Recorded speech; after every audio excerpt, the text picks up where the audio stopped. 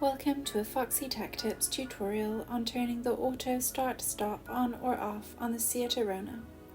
If you find this tutorial helpful, please consider subscribing to my channel and liking the video. The auto start-stop feature detects when there is no motion in the vehicle and your foot is on the brake pedal.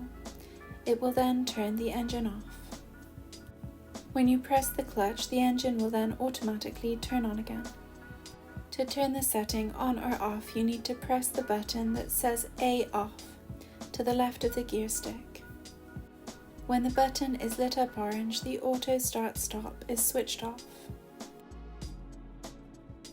When the button is not lit up orange, the start-stop system is enabled.